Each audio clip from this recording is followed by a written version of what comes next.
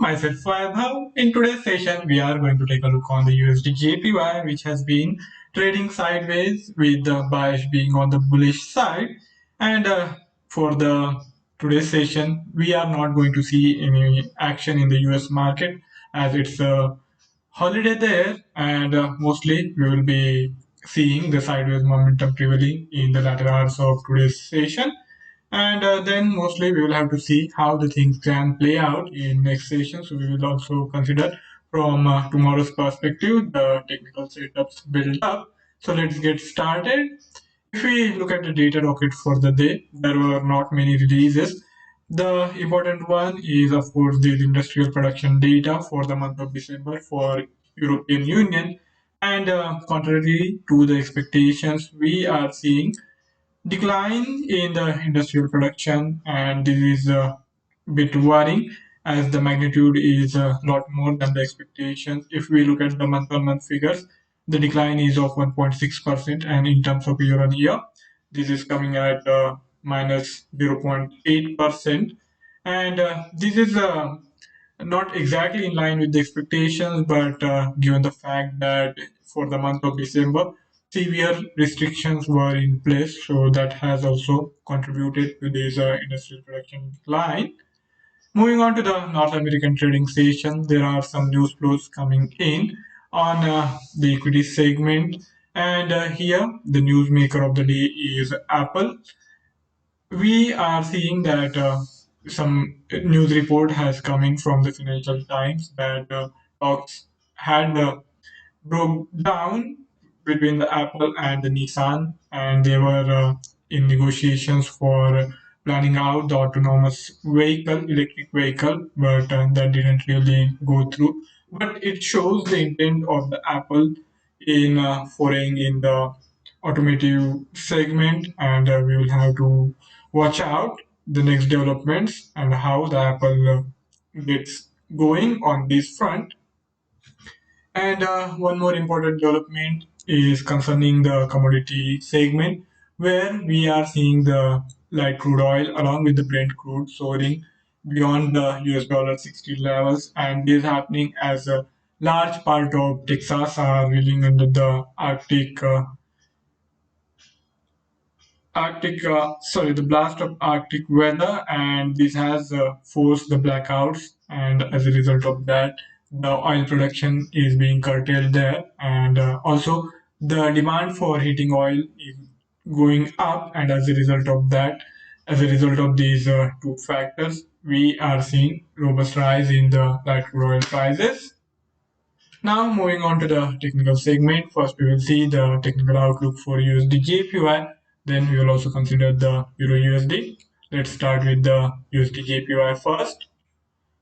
This is the daily time frame chart, and here the USD/JPY has shown rebound closer to 104.5 levels. As I remember in Friday's session, I had talked about this possibility, and this is pretty much happening now. In today's session, we are seeing some substantial up move from the levels closer to 105, and now it looks likely that this immediate swing high, which is just above 105.5, is likely to be breached in coming sessions. I'm not really expecting that to happen today, but we will have the opportunity for these price action, and we can also continue to look for some opportunities to go for the buy side trade in these circumstances.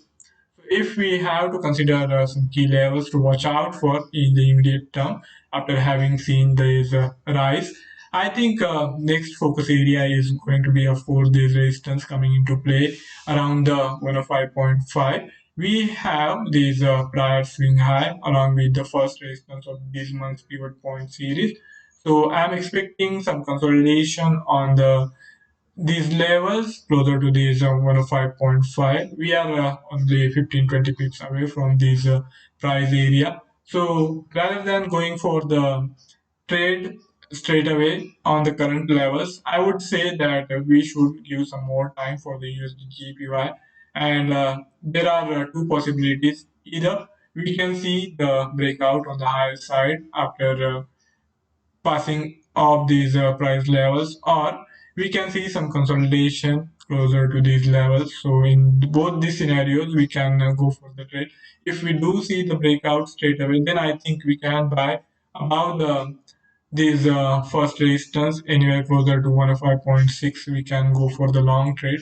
And if that doesn't really materialize, then I would suggest that in next session, that is tomorrow, we will have some opportunity to continue to look for the buying side trade, and the price area target will be of course closer to this resistance zone, and depending on how the price action plays out, we can come to rely on these SMA formation. As long as the price action is not really going back below this 200 SMA zone, we can be fairly confident of profiting from any long trades. So on the lower side, we do have the support coming into play around 105.10 to 105.20. So we are not really far away from the support area, and this is the price zone where we can continue to target for the buy side trade. And for any reversal of the price trajectory, I think we will have to see the dip even below this immediate swing high, the Friday's low. And unless and until that happens, we can be quite hopeful of the continuation of this trajectory. And as I had said while starting the session itself, that even in Friday's session, I had talked about this possible up move. And now that we have seen it, if any of you are in profit, you can go for partial profit booking closer to 105.5, or if you want to hold on to these gains, you can do that also, as we don't really see anything which is going to change our outlook unless we see the reversal of these gains and dip on the lower side. Now, moving on to the Euro USD. Euro USD, I think we will have to look at it more from the point of view of scalping rather than any big swing trade as of now. It had shown reversal closer to this 1.195 level, and now after getting closer to this 1.215, it has remained in consolidation phase. Even in today's session, the price action has been rather muted, and now that the US session is also closed, we will have to wait mostly till tomorrow's European session to get further boost in the price momentum for the Euro USD. But the underlying momentum is still on the bullish side, and as a result of that, I think we can continue to look for buying opportunities closer to these immediate swing highs. The price just little below 1.215, and if we do get the break on the higher side, I think we can target on the higher side these central pivot point of these month's pivot point series. And if we look at the regression curve, it is also pointing northwards. So both these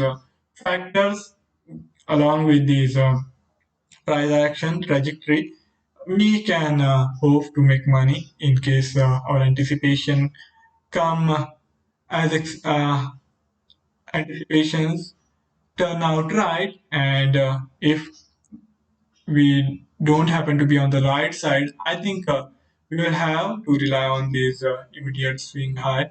This is the today's low also, so anything below that, and we can take it as a warning that this is the time to sit on the sidelines rather than burning our fingers or burning our money. And for today's session, I am expecting the price range to remain fairly narrow, and as long as the price action is above this low for today's session, I'm not really advising looking for shorting opportunities. Instead of that, if we do get the breakout, the chances for which in today's session are remote, but still, if we do get the breakout on the higher side, we can look for buy side trade anywhere closer to 1.214. So that's around 15-20 pips on the higher side from the current price zone. So I'm not advising looking for the buy trade at the current price, the market price.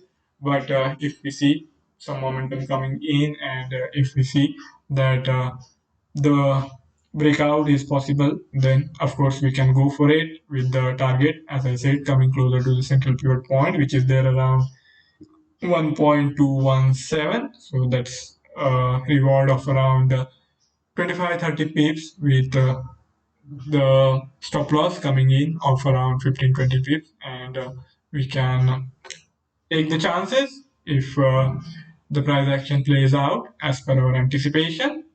So that's it from my side for today's session. If you have any query or any idea to share, you can write to me in the feedback section, and I would be more than happy to take the discussion forward.